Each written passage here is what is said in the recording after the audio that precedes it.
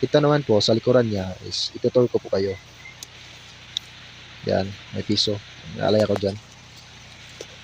Tapos dito may malaking butas. Parang uh,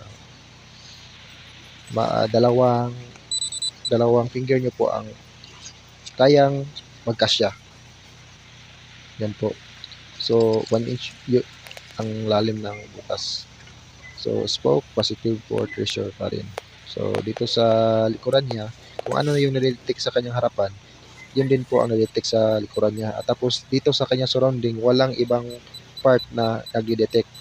Doon lang po sa part na parang nandito talaga sa kanyang center ng bato. Kasi kapag dito sa gilid, hindi siya nakadetect.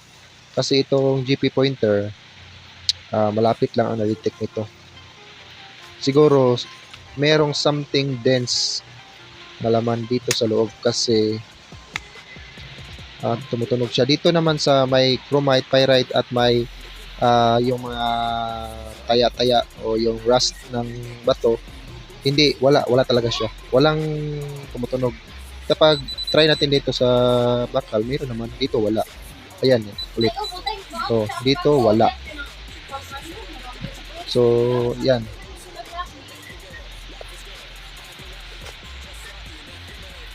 Oh, kita naman.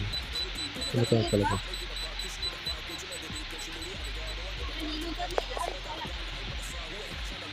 Okay, let's do this. Prepare pa tayo ng ating mga equipment.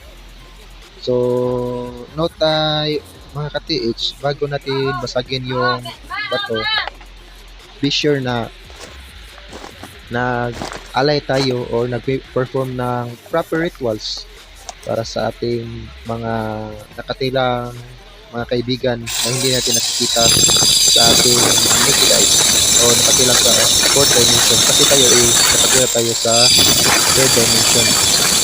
So, ayan.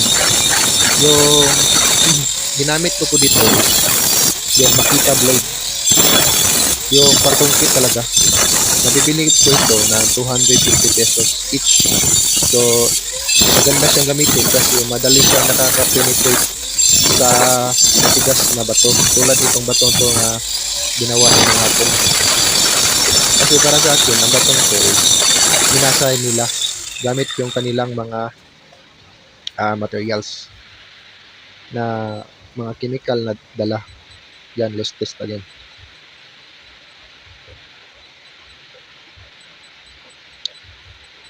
Yan, malakas talaga yung tunog niya.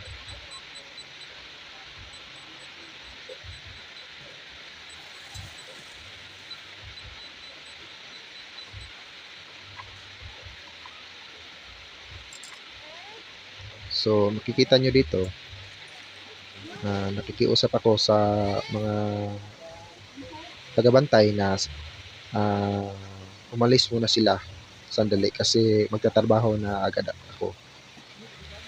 Pwede ninyo silang pakiusapan at makikinig din sila kapag maayos yung pag-aalay nyo sa kanila.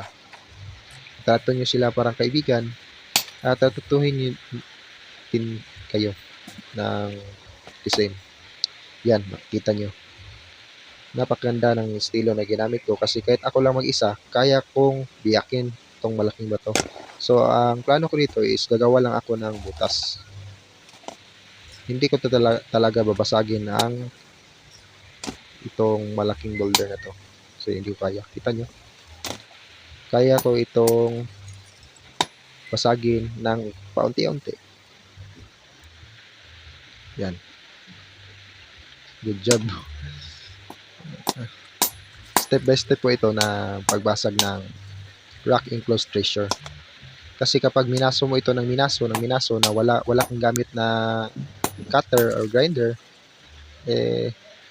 abutan ka ng siyam-siyam. Let's test. Subukan natin. So, hindi siya tumutunog, Hindi talaga siya tumutunog. Subukan natin dito. Yung mga naipon nating mga konkreto.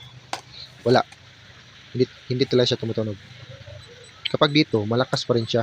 So meaning, ang item, nandito pa rin sa kanyang looban.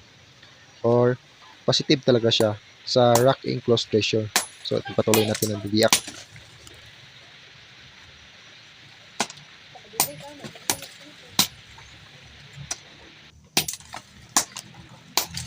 Yan.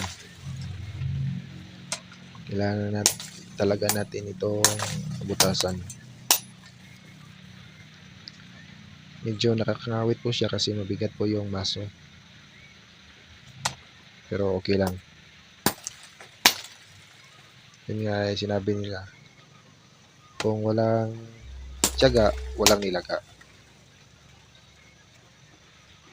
So, continue lang tayo mga ka-TH. Walang susuko sa ating mga dreams na maka-hits. So, makaka-hits din kayo someday. Just keep on hunting. Huwag kayong maniwala din sa sinasabi ng iba na ayan, wala tayong makukuha, aksaya lang ng panahon at oras. Hindi kasi nila naiintindihan ang ating biniventures na iba-iba naman tayo mahilig, di ba? So, huwag kayong makinig at niwala sa kanilang pinagsasabi nila na walang treasure.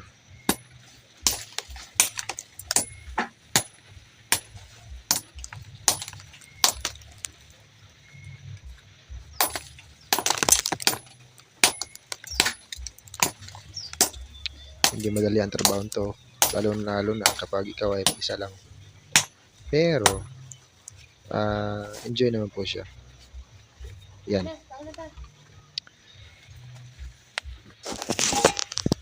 Tignan natin ng malapitan. Ito na po yung mga natibag ko. Medyo marami na siya. Yung iba nahulog na sa baba. Kasi may butas dyan sa ilalim. Nag-test din kasi kami ng 8 feet. Yan. Ulan tunog.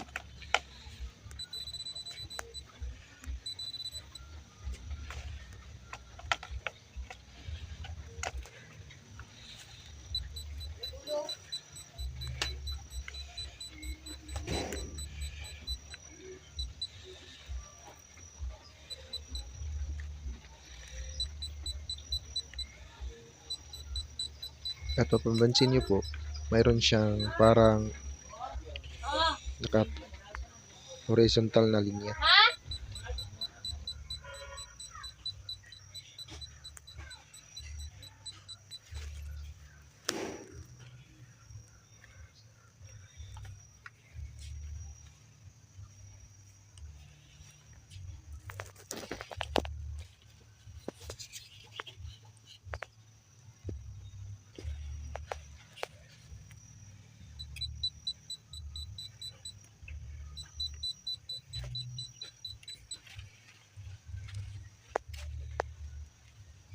Ito pong GP pointer po, lahat po ng metal na detect nito. Yung solid naman na metal. So, makikita nyo, wala siyang nag-detect dito. So, positive talaga siya sa rock and close ratio kasi consistent po siya doon na nag-detect.